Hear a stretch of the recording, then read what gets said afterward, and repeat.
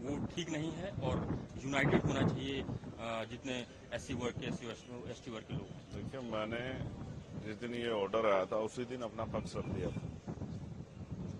पहली बात, SC ST का जो रिजर्वेशन है उसका आधार आर्थिक नहीं है कि उसमें क्रीमी लेयर या वर्गीकरण किया जाए। उसका आधार जो है वो अनटचेबिलिटी है, छुआछूत है, भेदभाव है, जाति उत्पीड़न है।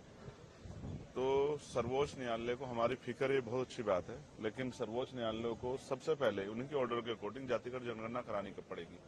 फिर उसके आंकड़े जुटाने पड़ेंगे, उसके आर्थिक आंकड़े भी जो है जारी करने पड़ेंगे, तभी वो इस चीज सब चीजें कर सकती है।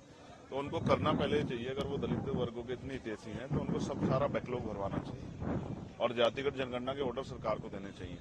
अगर एससी एसटी एकजुट रहेगा तभी अपनी लड़ाई लड़ पाएगा। हम तो लंबे समय से अभी जो है एसजीपीजी जो है वहां लखनऊ में और इलाहाबाद जो है यूनिवर्सिटी में जिस तरह से एनएफएस करके हमारे लोगों को निकाला गया, ये स्पष्ट है उन एनएफएस को भरवाने के लिए सरकार ने क्या किया है, उन एनएफएस को भरवाने के लिए सुप्रीम कोर्ट ने क्या किया है, तो वो कुछ नहीं किया है।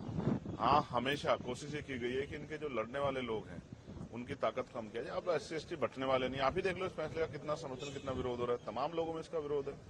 तो हम स्पष्ट हैं कि हम अपने लोगों को बटने देंगे और हमें अपने लोगों की चिंता है।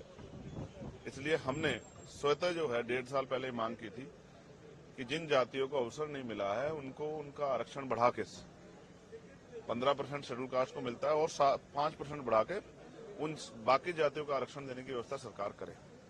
ये 1.5 साल पहले हमने लखनऊ पीसी करके कहा था और दिल्ली में भी। और जो ओबीसी की वैसी जाति है उनको भी जो है 15% अलग से रिजर्वेशन देने का काम जो है 27% से अतिरिक्त सरकार करे, लेकिन कहाँ सुना, सुप्रीम कोर्ट ने भी नहीं सुना। तो जब आप ईडब्ल्यूएस 10% दे सकते हो तो आप जो है 5% शेड्यूल कास्ट के लोगों को बढ़ा क्यों दे सकते?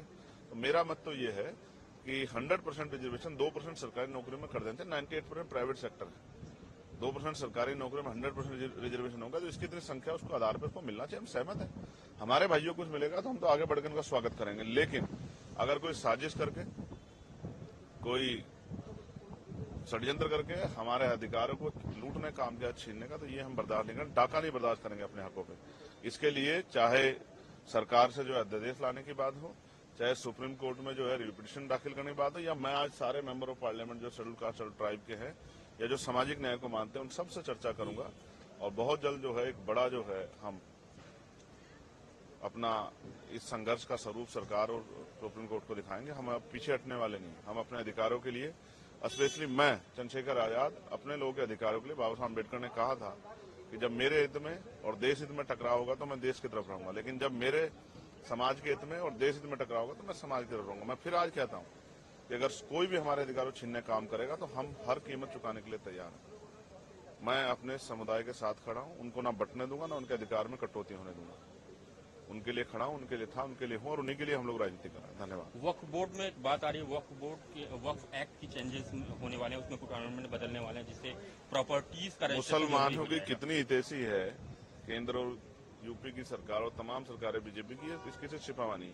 मैं फिर कह रहा हूं, आपका मकसद जो है इन वर्गों को कमजोर करना हो सकता है, ताकतवर करना नहीं हो सकता। कभी हम अच्छी तरह जानते हैं।